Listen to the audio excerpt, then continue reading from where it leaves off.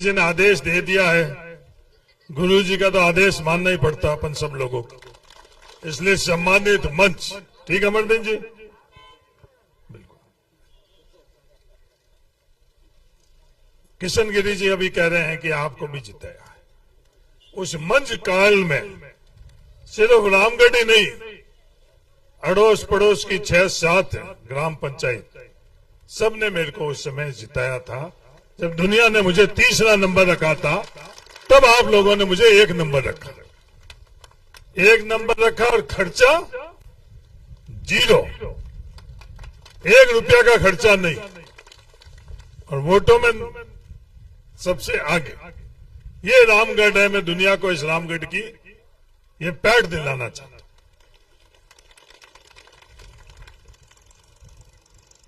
किशन गिरी जी ने पूरी राष्ट्रीय स्तर की बातें करी। साथियों, ये लड़ाई किस बात की? मेरा निवेदन है इसके बारे में आप थोड़ा बातों को समझो। नरेंद्र मोदी जी इस देश को कहां ले जाना चाहते हैं? इस देश के अंदर 1952 के बाद हम लोगों की, आम लोगों की हिस्सेदारी और भागीदारी बढ़ी। वो हिस्सेदारी भागीदारी बढ़ती बढ़ती पिछले 10 सालों से हमारी हिस्सेदारी और भागीदारी के ऊपर पूर्ण विराम लग चुका है। हमको भी महसूस नहीं होने दिया जा रहा है। इस तरह का वातावरण बनाया जा रहा है अखबार के माध्यम से, सोशल मीडिया के माध्यम से, कि नहीं सब कुछ ठीक है। ये दुनिया के इतिहास में पहले दफे नहीं हो रहा। प्रधानमंत्री जी नरेंद्र मोदी जी भी बाड़मेर आई, जब मैंने उनसे एक सरल सा सवाल पूछा कि मोदी जी, आप दुनिया भर को ये बताते हो कि हिंदुस्तान बहुत आगे बढ़ा है, हिंदुस्तान के अंदर हर वर्ग के लिए आप बात करते हो आगे बढ़ा, तो मेरा एक साधारण सा सवाल है, उस सवाल का आप उत्तर दो। 2009 के अंदर जो बाड़मेर जिले के लोगों ने मुझे संसद बनाया, वो हिसाब किताब मैं आप लोगों के बीच में रख रहा हूं कि उस समय बाड़मेर जिले के प्रति व्यक्ति की जेब में साल के अंदर 1778 रुपए, जिसे औसतन आय कहती, वो थी। और 5 साल बाद जिस दिन आप लोगों को बाड़मेर की जनता ने, देश की जनता ने जब प्रधानमंत्री बनाया, उस समय 7 गुनी बढ़ी, 1,21,953 रुपए, वे 7 गुनी बढ़ी। मोदी जी, आप तो सिर्फ ये बताओ यहाँ आए हो, अगर मोदी जी नहीं तो भारतीय जनता पार्टी का कोई भी व्यक्ति ये बताए कि इन 5-10 सालों के अंदर औसतन आय बाड़मेर जिले की कितनी बढ़ी, वो बात नहीं करेंगे ही। इस देश के अंदर पहली सरकार और पहला प्रधानमंत्री की इतनी हिम्मत हुई कि किसानों के ऊपर टैक्स लगाया। किसी सरकार ने किसान के ऊपर टैक्स नहीं लगाया। हर सरकार जो भी आई, भारतीय जनता पार्टी की भी आई, जनता पार्टी की भी आई, दूसरे दलों की भी आई, पर उन्होंने किसान के ऊपर टैक्स लगाने की जगह किसानों की मदद करी। और नरेंद्र मोदी जी पहला प्रधानमंत्री है जिन्होंने किसानों के ऊपर टैक्स लगाया। आपस में जातियों को जातियों से लड़ाना, धर्म को धर्म के लड़ाने के अलावा, और जो लड़ाकर और पूरी देश की ताकत बड़े बड़े पूंजीपतियों को दी। क्या ये सही है गलत है? मेरा निवेदन है, आप लोग फैसला करो। बात करते हैं 400 पार, फिर अंदर से बात तो बाहर आई जाती है। बात कोई छुपी थोड़ी रहती है कि 400 पार के पीछे मकसद क्या है, क्या कारण है। तो इनके साथ वाले फिर बोलते हैं कि संविधान बदलेंगे।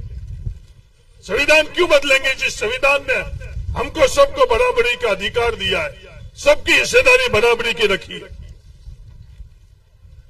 जो किशन गिरी जी बात कर रहे थे कि 40 SUV आई है, क्या हमारे पूर्वजों ने कभी कल्पना करी थी?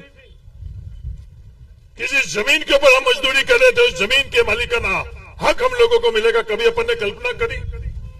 और जिस समय कांग्रेस ने 1952 के अंदर जब वोट मांगने के लिए निकले, मैं पिछले दिनों बीकानेर गया हुआ था, वहां 98 वर्ष के एक व्यक्ति ने मुझे बात करी कि हम लोग जब वोट मांगने के लिए जाते थे तो दुनिया ये कहती है ऐसी तो बातें हैं, इस तरह की चीज थोड़ी हो सकती है।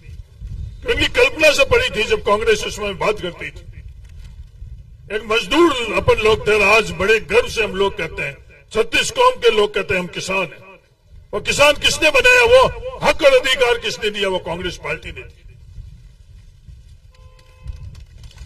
मैं एक साधारण सा सवाल आपको करूं, 5 साल कांग्रेस की सरकार के अंदर इस इंदिरा गांधी नहर में पानी की व्यवस्था कैसी थी? और इससे पहले भारतीय जनता पार्टी की सरकार में पानी की व्यवस्था कैसी थी? रामगढ़ के निवासी हैं, आप अपने आप फैसला कर लो कि कौन सही है और कौन गलत है। भारतीय जनता पार्टी के राज के अंदर पानी अपन लोगों को कितना मिलता था, और कांग्रेस के राज के अंदर पानी पिछले 5 सालों के अंदर बारी पूरी आई या नहीं है? आप लोगों ने आपकी ताकत से रूपाराम मेघवाल को एमएलए बनाया। सबसे पहला काम विधानसभा के अंदर साले मोहम्मद जी, रूपाराम जी और मैं सबसे पहले काम मुख्यमंत्री के पास जाकर ये की बात करी कि इंदिरा गांधी नहर के अंदर पानी की व्यवस्था थी, करी थी या नहीं करी थी रूपाराम जी? सबसे पहली बात। इस तरह से नहीं जो आज निर्दलीय के प्रत्याशी बात कर रहे हैं, मुख्यमंत्री के पास जाकर बात कुछ और करी और दुनिया के अंदर दिखाने के लिए बात कुछ और कर रहे हैं। ईमानदारी से किसी मंदिर के अंदर घुसकर ये बता दें कि मुख्यमंत्री से उन्होंने क्या बातें करी, 2-2, 3-3 दफे जब बात करी तो क्या बात करी। मैंने रूपाराम मेघवाल और साले मोहम्मद ने क्या बात करी मुख्यमंत्री से मिलकर, वो मैंने आपको बताई। तनोट के अंदर मुख्यमंत्री जी अशोक गहलोत जी आई, रूपाराम मेघवाल और हरीश चौधरी ने क्या बात करी कि जो मुकदमे लगाए हुए हैं, जो वो मुकदमे लगाए हुए हैं दलितों के ऊपर, वो मुकदमे गलत है और इस सरकार के अंदर पिछली सरकार ने मुकदमे लगाए, आप वो तमाम मुकदमे विड्रॉ करो।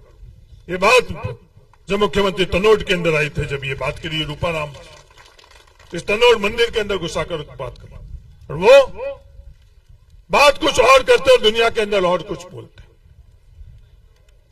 और ये कौन सी ताकतें हैं जो इस तरह की बात करते हैं?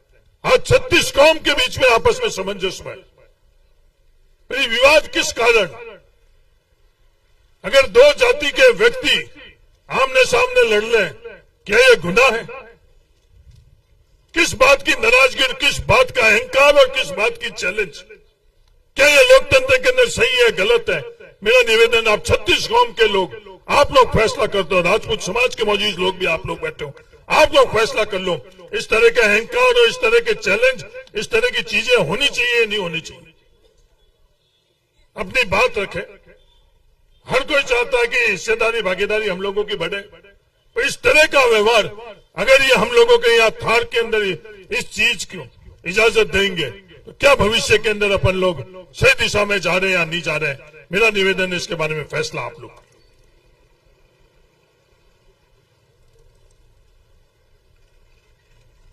आप सब लोगों से मेरा ये निवेदन है, आप कांग्रेस के उम्मीदवार उमेदवार राम जी की मदद करो।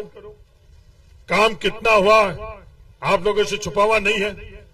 आप लोगों की वोट से, की ताकत से राजस्थान के अंदर काम हुआ।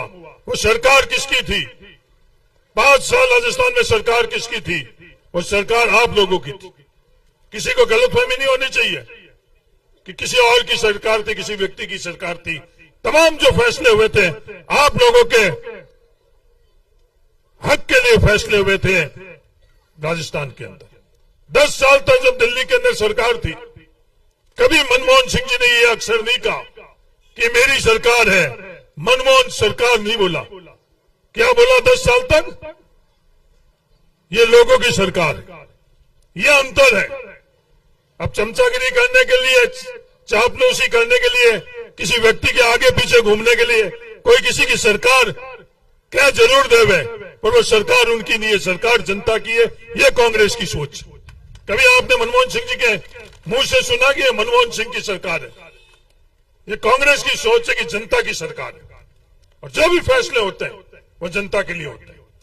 चाहे नरेगा के संदर्भ में हो, चाहे खाद्य सुरक्षा के संदर्भ में हो, तमाम इन लोगों ने हम लोगों के साथ क्या न्याय किया। प्रधानमंत्री जी ने क्या क्या कहा। प्रधानमंत्री जी ने आकर बाड़मेर में क्या क्या बातें करी। बाबा साहब भीमराव अंबेडकर जी अगर वापस भी आ जाए, प्रधानमंत्री जी बाबा साहब भीमराव अंबेडकर जी यहां से गई नहीं है कहीं। ये आपकी जो सत्ता से मंद है, इसलिए आपकी आंखें बंद है, आपको बाबा साहब भीमराव अंबेडकर जी दिख नहीं रहे। ये इंद्रिया है वो आपकी नशे में, इस सत्ता के नशे से प्रधानमंत्री जी की इंद्रिया सुन रहे, इसलिए महसूस नहीं कर रहे हैं।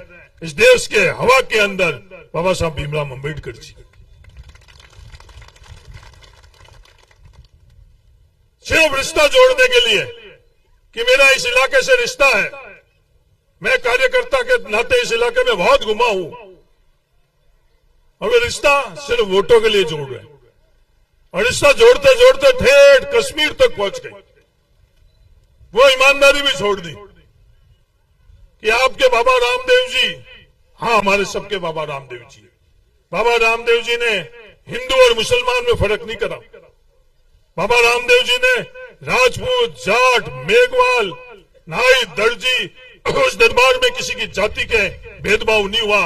वो बाबा रामदेव जी, हिंदू मुसलमान के बीच में कोई दुनिया के लोग आकर पता कर ले, जैसलमेर की धरती में बाबा रामदेव जी को जो दुनिया पूछती, कभी भी धर्म का भेदभाव नहीं, जाति का भेदभाव नहीं। और उन्होंने क्या कहा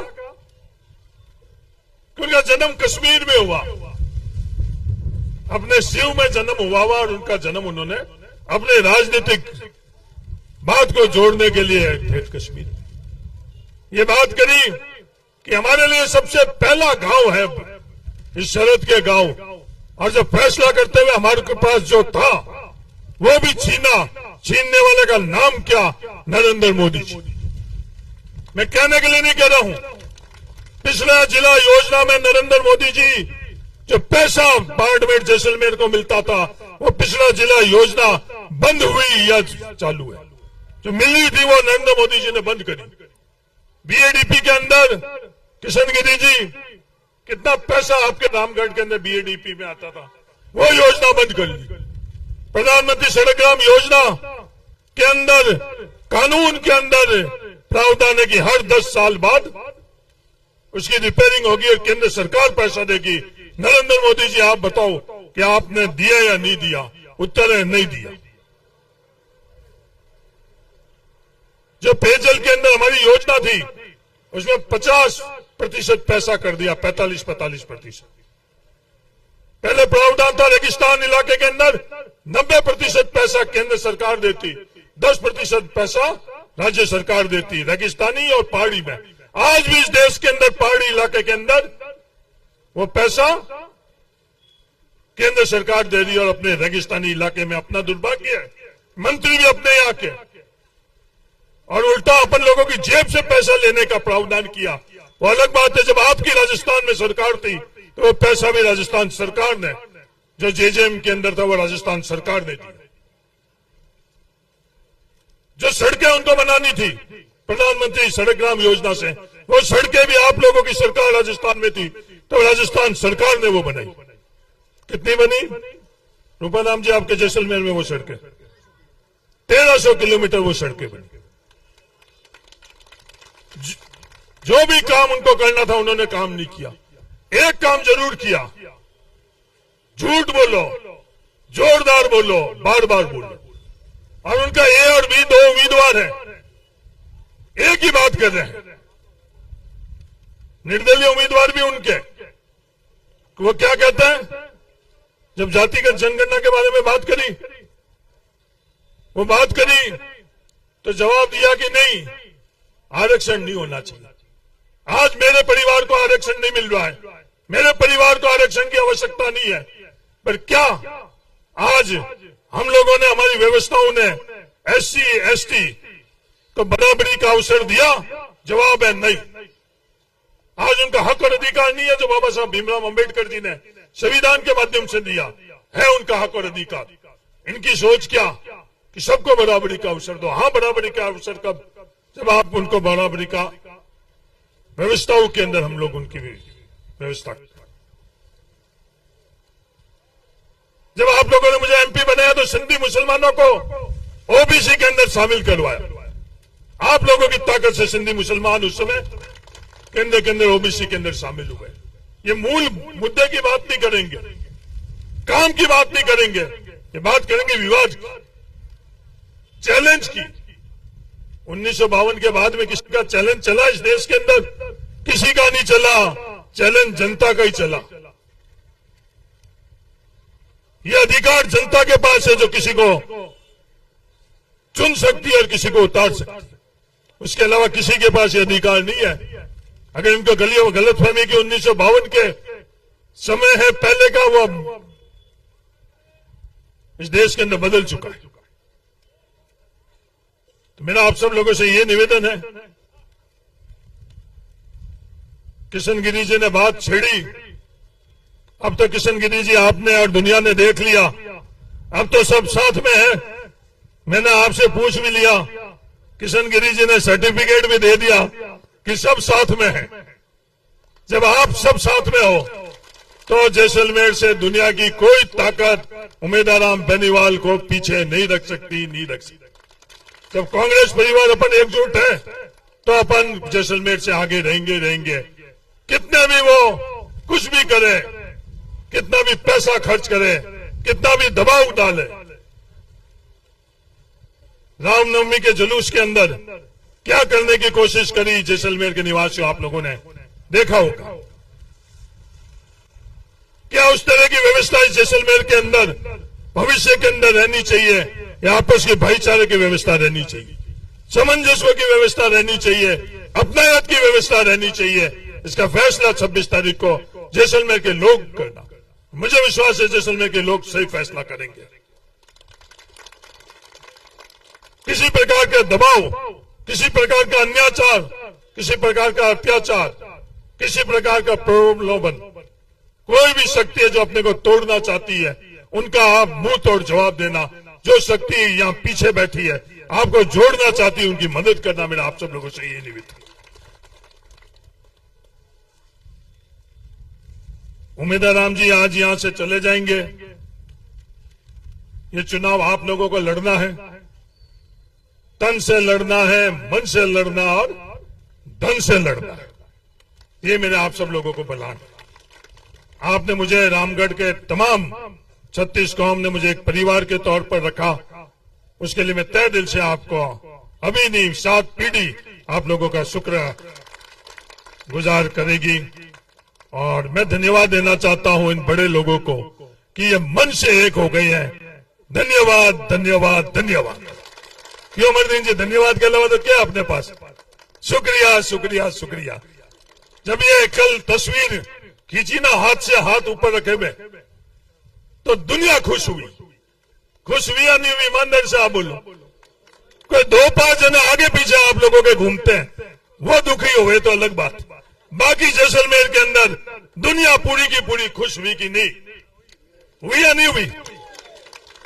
आज मैं सम गया, इस महीने के अंदर सम में जब रूपा राम जी और साले मोहम्मद जी दोनों आज सम साथ में गई, तो मुझे किसी ने बोला, साहब ये कुदरत भी मेहरबान है, मालिक ने भी आज बारिश से स्वागत किया है। जब अपनी नीति, नेक नीति से अपन आगे बढ़ रहे हैं, तो ऊपर मालिक भी अपने ऊपर मेहरबान है। और ये जनता तो यही चाहती थी, जनता तो यही इंतजार था। तो हमारा और जनता का इंतजार खत्म, और 26 तारीख को वोट डालकर और 4 तारीख को दुनिया को यह बताना कि हमारा परिवार एक था, है और रहेगा। धन्यवाद। जय हिंद, राम राम।